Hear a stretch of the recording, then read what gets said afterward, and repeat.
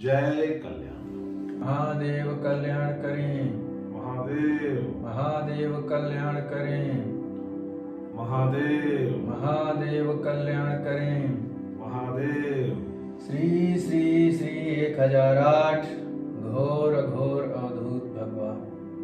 गुरुवार आज का कल्याण धारा सुख शांति का स्थान आत्मबिंदु।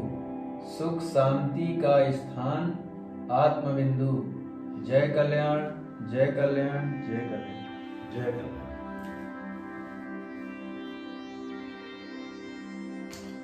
पहले सभी के लिए जय कल्याण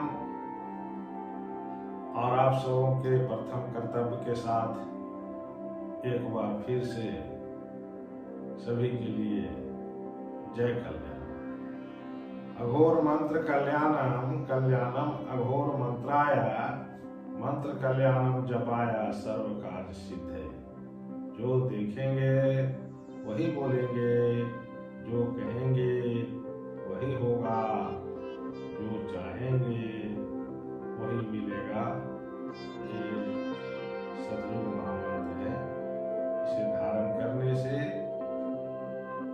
हमारे चलने की शैली सत्य के ऊपर आधारित हो जाते हैं और हम सब सतयुग में प्रवेश होकर शांति को प्राप्त करते हैं। जय कल्याण। आज का कल्याण धारा सुख शांति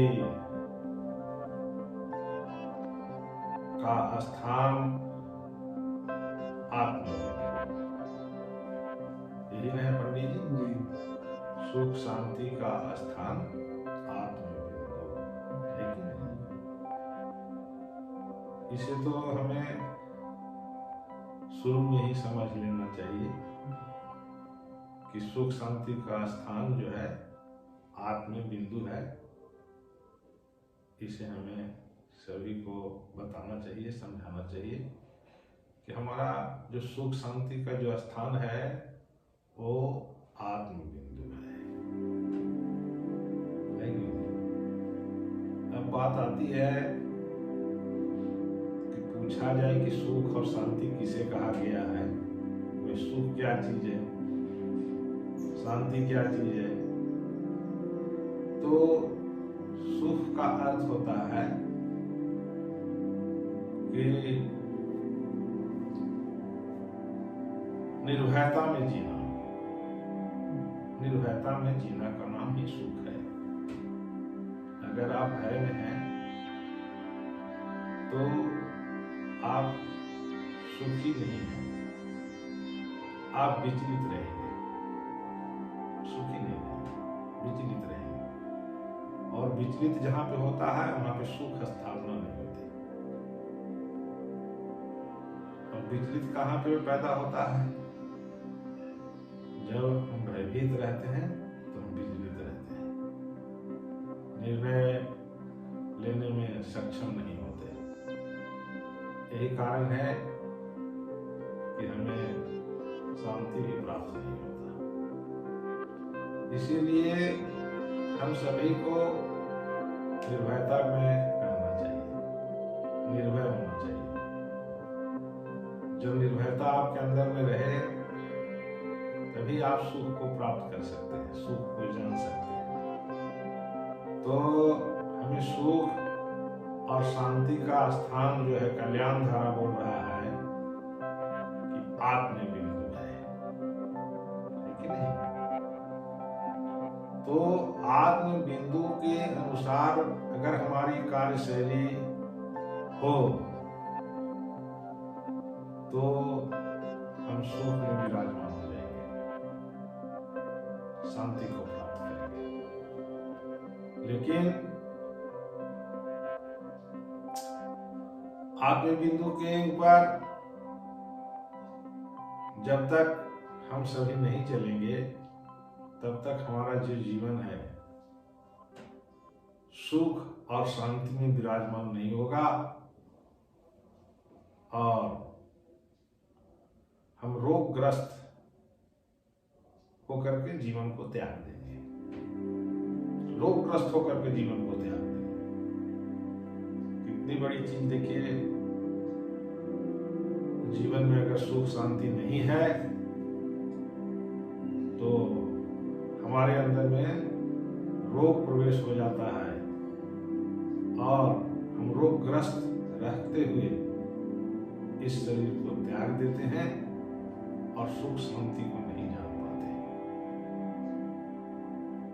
तो सुख शांति का मुख्य स्थान आत्म बिंदु है ना, जिसे उस स्थान से जो बोध होता है, आत्म बिंदु स्थान से जो बोध होता है,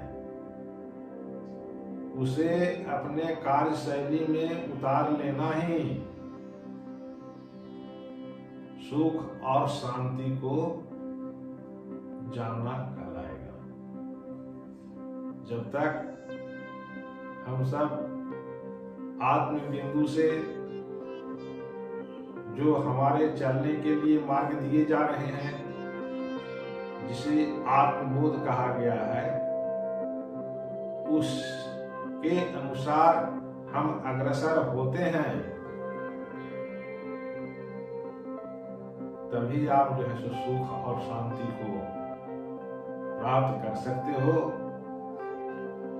और निर्भयता स्थान पे रह करके और रोग रहित होकर के जीवन जी सकते हो। अन्यथा आप भय में ही जीवन जियोगे, परेशानी में रहते हुए रोग सहित में अपने जीवन को त्यागना पड़ेगा। तो हमें आत्म बिंदु स्थान से जो हमें सिखाया जा रहा है, बताया जा रहा है, जो बोध हो रहा है, उसके अनुसार अपने कार्यशैली को उतारना चाहिए।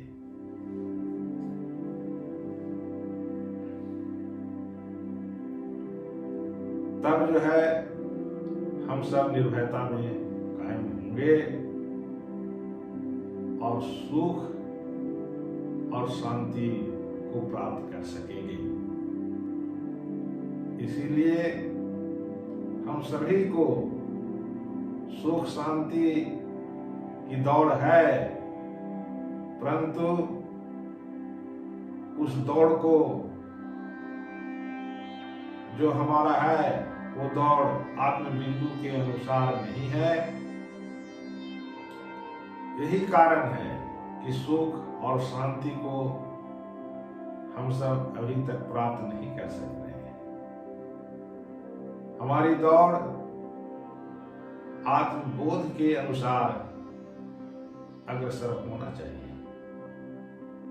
जब हम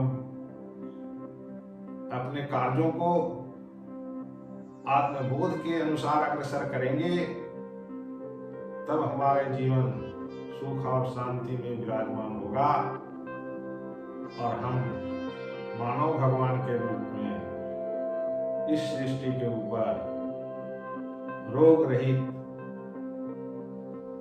रहते हुए अपना जीवन को संभालेंगे, देखेंगे, खुशी और आनंद को प्राप्त करेंगे। जय कल्याण, जय कल्याण, जय कल्याण। पंडित जी अभी मंत्रों का उच्चारण करें। जी जय कल्याण।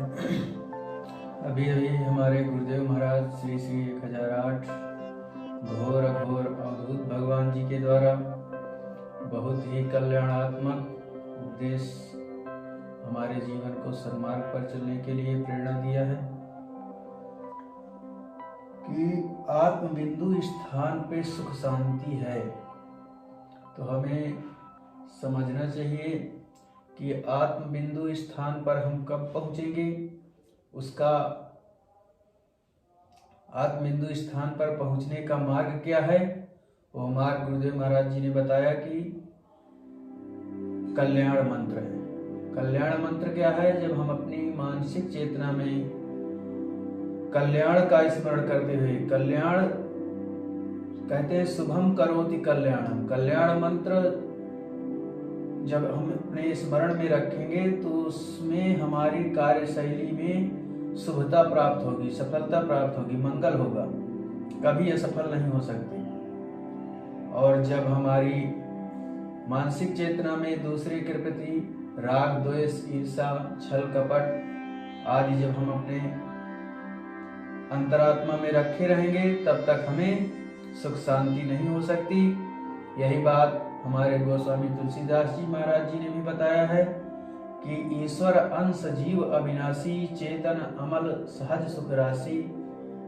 ईश्वर का अंश है जीव, वो सहज ही सुख राशि है, जिसके भीतर आनंद ही आनंद और सुख सब कुछ भरा हुआ है, परंतु वो हमें समझ में नहीं आ रहा और बाहर के विषयों में सुख का भ्रम हो गया कि ये मिल जाए तो सुखी हो जाऊं, वो आ जाए तो सुखी हो जाऊं। सुख से साधन स्वरूप वो तमाम वस्तुओं को जुटाता रहा पर जीवन में सुखी कभी नहीं हो पाया। किस लिए नहीं हो पाया? क्योंकि कल्याण मार्ग को नहीं जान पाया, उसकी मानसिक चेतना में कल्याण नहीं है। कल्याण शिव स्वरूप है।